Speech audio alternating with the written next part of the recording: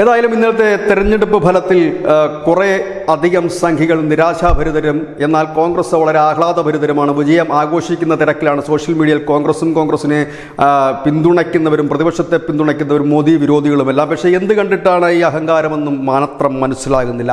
2019 37.36% vote നേടി അധികാരത്തിൽ വന്ന BJP എന്ന പാർട്ടി, NDA ടോട്ടൽ നേടിയ 45% വോട്ടുകളായിരുന്നെങ്കിൽ BJP മാത്രം 2019 നേടി 37.36%. ഇപ്പോൾ ഇലക്ഷൻ കമ്മീഷന്റെ കണക്കുകൾ പൂർണ്ണമായി പുറത്തു വന്നിട്ടില്ല എങ്കിൽ പോലും 39%-ലേക്ക് BJPയുടെ മാത്രം വോട്ട് ഷെയർ ഈ രാജ്യത്ത് ഉയരുമ്പോൾ 28 പാർട്ടികളെ കുട്ടിക്കെട്ടി മത്സരിച്ചിട്ട് BJP എന്ന പാർട്ടിയോട് അവർക്ക് ഏറ്റുമുട്ടി ജയിക്കാൻ കഴിഞ്ഞില്ല എന്നുള്ളതും ഒരു വിരോധാഭാസമാണ്.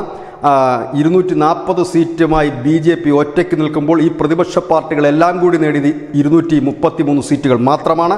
10 വർഷം തുടർച്ചയായി ഭരിച്ച മൻമോഹൻ സിംഗിനെ മലർത്തിയടിച്ച് നരേന്ദ്രമോദി അധികാരത്തിൽ വന്നത് 285 എന്ന BJP ഒറ്റയ്ക്ക് നേടിയ സീറ്റിൻ്റെ ബലത്തിലായിരുന്നെങ്കിൽ 10 വർഷവും നരേന്ദ്രമോദി അധികാരത്തിൽ നിന്നിട്ട് അല്ലെങ്കിൽ അധികാരത്തിൽ തുടരുമ്പോഴും വീണ്ടും നടന്നൊരു തെരഞ്ഞെടുപ്പിൽ 100 തികയ്ക്കാൻ പ്രതിപക്ഷ പാർട്ടിയായി കോൺഗ്രസിന് കഴിഞ്ഞില്ല. ആകെ ഒരു നേട്ടമുണ്ടായത് കഴിഞ്ഞ 2 ടേമിലും നഷ്ടമായ പ്രതിപക്ഷ നേതാവെന്ന സ്ഥാനം മാത്രമാണ്. ഒരുപക്ഷെ BJPയുടെ തേരോട്ടത്തിന് തടയിടാൻ ഈ പ്രതിപക്ഷത്തിന് കഴിഞ്ഞിരിക്കുന്നു. വിദേശത്തും സ്വദേശത്തുമുള്ള മാധ്യമങ്ങളടക്കം വലിയ രീതിയിലുള്ള പ്രചരണം അഴിച്ചുവിട്ടും വലിയ ഒരു പ്രതികൂല സാഹചര്യത്തിൽ BJPക്ക് പിടിച്ചു നിൽക്കാൻ കഴിഞ്ഞു എന്നുള്ളതും 3ാം വട്ടവും മോദി അധികാരത്തിൽ എത്തുന്നു എന്നുള്ളതും എടുത്തു പറയേണ്ട ഒരു കാര്യമാണ്. ഏതായാലും കോൺഗ്രസിനെ സംബന്ധിച്ച് അവർക്ക് പ്രതീക്ഷയ്ക്ക് വകയുണ്ട് എന്ന് തന്നെ പറയേണ്ടി വരും. കാരണം അവർ മരിച്ചിട്ടില്ല എന്ന് ഒരിക്കൽ കൂടി തെളിയിക്കുന്നു. വീണ്ടും അവർ ഊർജ്ജം സംഭരിക്കാനുള്ള തിരക്കിലായിരിക്കാമെന്ന് പറയുന്നു. ഏതായാലും ഈ അവസരത്തിൽ മറ്റൊരു കാര്യം കൂടി കോൺഗ്രസ് അടക്കമുള്ള പ്രതിപക്ഷ പാർട്ടികളെ ഭയപ്പെടുത്തുന്നുണ്ട്. മഹാരാഷ്ട്രയിലും UPയിലും രാജസ്ഥാനിലും അടക്കമുള്ള കോൺഗ്രസ് MPമാരുടെ മുകളിൽ